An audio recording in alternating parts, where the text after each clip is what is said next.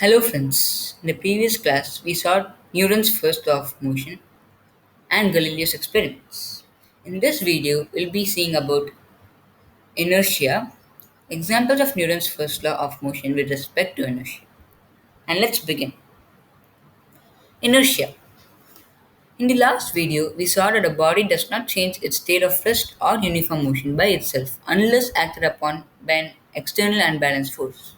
This inability of a body to change on its own its state of rest or uniform motion is known as inertia.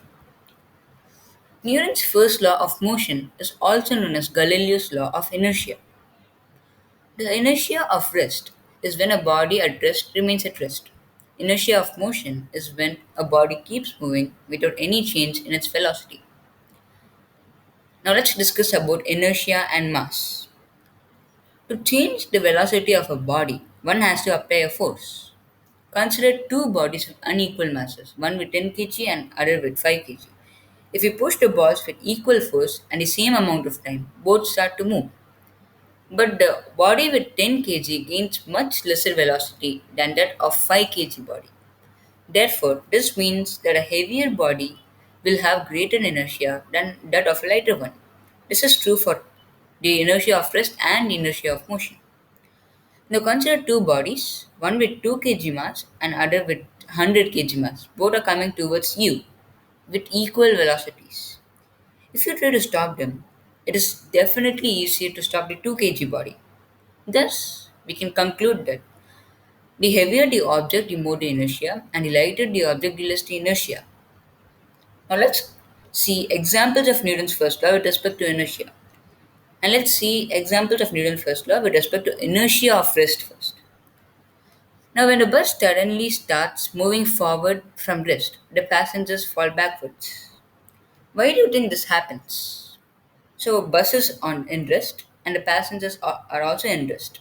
When the bus starts moving, the passengers are still in rest, but due to inertia of rest, their legs, when the bus starts moving, they fall backwards.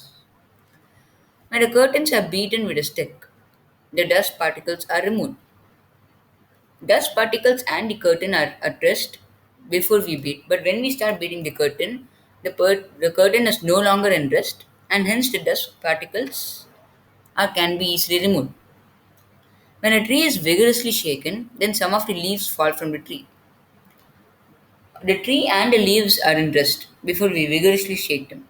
After we vigorously shake them, due to inertia of rest, the leaves start falling from the tree.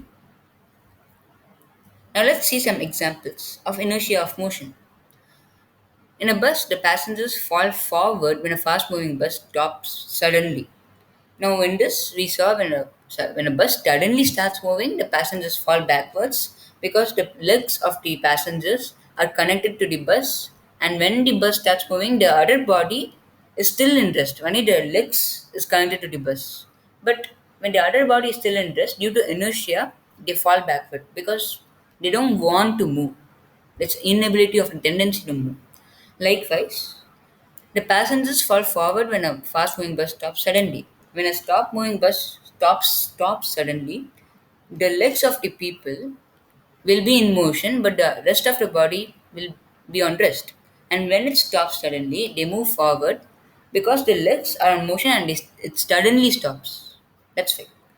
Now, next, a person falls forward while getting down from a moving bus or train. This is really easy to understand. A moving bus or train is going forward, and when you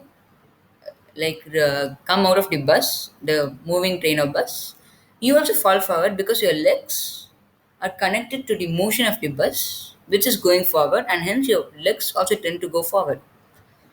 A suitcase is usually tied with a rope on the roof of a bus. This is because if the suitcase is not tied with a rope, it will just fall down because of inertia. And now here is an very good example or an image showing the detailed conception of inertia. Now we keep a piece of wood on top of a glass. On top of the wood, we keep a coin. Now everything is in rest. If we suddenly hit the wood or cardboard or wood, anything is fine, with our finger, The wood will fly away in the direction of the force applied, but the coin will directly fall in the glass. Why does this happen? When we apply a force on the wood accelerates on the direction of the force. But are we applying a force on the coin? No, there are only two balanced forces acting on the coin. One is gravity and the other is the normal force exerted by the wood. But when we remove the wood, the coin stays in the air for a fraction of a second due to inertia of rest. When we remove the wood, the only force which acts on wood is gravity, therefore the coin falls in the glass.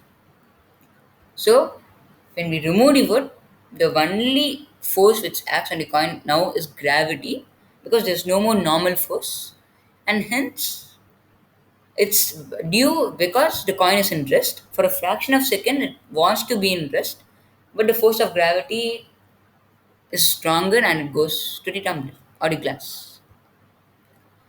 Thank you so much for watching this video. The next video is going to be about momentum and interesting problems to solve based on momentum. We'll be doing a lot of more videos on the fundamental laws of physics. Thank you.